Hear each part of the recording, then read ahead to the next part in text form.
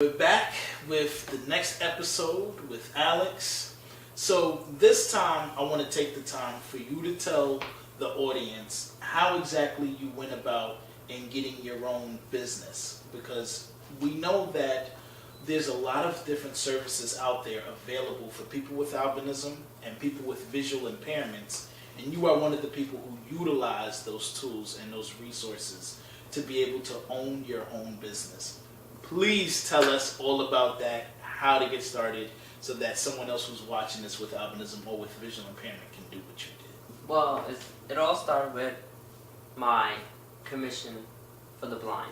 Every state is different. You guys probably have different names for different agencies. But whatever agency helps you as a blind person or visually impaired person, that's the agency that will get you to the program that I'm in.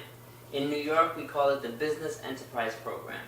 And that's a program that you do your training, and essentially you get the chance to run and operate your own newspaper stand or cafeteria. It depends what's available in your state. For me, New York has cafeterias and we have newspaper stands. I run a newspaper stand in the federal courthouse. I sell candy, chips, snacks, newspapers, sodas, water, lotto, you name it, I have it. And it took me about almost half a year. Okay, 6 months. About half a year. I started in September of 2013, and I got my first facility, only vending machines, in June of 2014. Okay, so now for someone who wants to do this, they first have to find the Commission for the Blind department within their respective state. Yes, within their respective state. And then what? And then when you get you're assigned your counselor or your agent, you tell them, hey, I'm interested in a program where I get to run my own business. They will contact the person who's in charge of that program. Then you'll get an interview with that program. Here in New York, your commission counsel will contact my district supervisor, and she sits down with you, has an interview with you.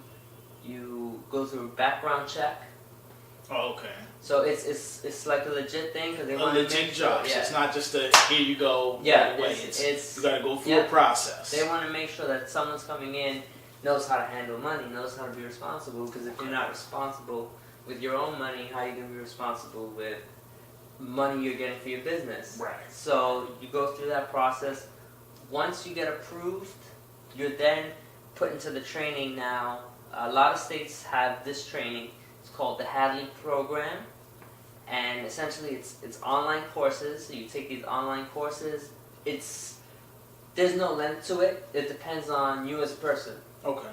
How much training you want to take? How long you take to do these courses. Okay. So it depends on if you're someone who can only do it once a day, one course a day, then you do one course a day. But if someone who's got a lot of time on their hands could do 2 or 3 courses a day, you'll finish faster. So it really depends on that.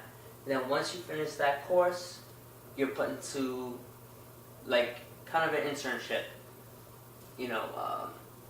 You work with the manager, and the manager trains you and shows you what it is to be in this business. I'm currently a manager who trains, so I currently have someone in my facility who I'm training, who I'm showing what it is to do this program. And once they get through that training, and they take a test called the SurfSafe or SafeServe, I forget, you become a licensed manager. But it's not something that's going to happen overnight. It's something that takes a lot of hard work. It's essentially like you're going to school, you're doing your courses, and you're taking your internship, and you're getting your job. So now, how is it for you running this business? Is it difficult? Is it time consuming? Do you love it? Do you hate it? There's times that I have my ups and downs with it. With any job, you have periods where you love the job, periods where you're at a low because you feel like it's a job where it's just like there's the same thing every day, Right. and it's you know. So it depends. Like I could be at a moment where I could get a new product in, or I could get something new, and it invigorates me again. Okay. And I love coming to work every day, but then you get into a lull because the same thing all the time, and you get into like this kind of, I guess, writer's block, but for managing, where you're just trying to figure out what can I do to make more money, or what can I do to make my business seem fun and interesting to the customer to make them want to come back. Right. So it's a lot of work. It's not something where it's like, oh, it's not easy. Yeah, it's not. I'm not gonna go. You're not a manager in the sense of I work doing reading. I'm a manager. I gotta go in and then go home. You're working and you're in, and even when you're not there, you might be working because you might think when you go to a store and you see different products and you say, oh, I want to do that product at my store. I want to learn about this product because I might want to bring it in. You're always thinking, you're always working. So, and to be clear, you run this store by yourself, yes, right? I run the store. It's just me. And pretty much what happens is you build up your product, you sell your product, you take all the money, and that's your money. The commission helps you get the location. They pay all utilities and rent for the building. So that's a weight off your shoulders as a manager, as a business owner. So we are business owners with the benefits of a manager. Wow. So and you also have like vending machines, yep, copy machines. Yep, in my facility I have 4 vending machines and 3 copy machines. And all the profits that these machines make essentially are my profits. I use them to buy new product. I use them to pay myself. I use them to buy equipment, small equipment, not big, major equipments, because that's another good thing that this program provides is that your state commission for the blind, they pay for all your equipment, repairs. Those are all things that you have that you don't have to worry about paying, coming out of your pocket.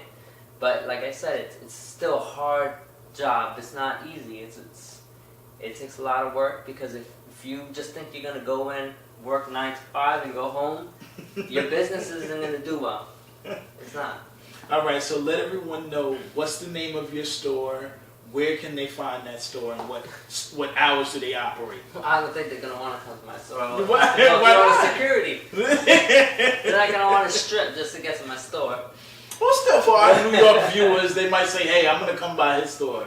My store is in the Federal Courthouse down at 500 Pearl Street.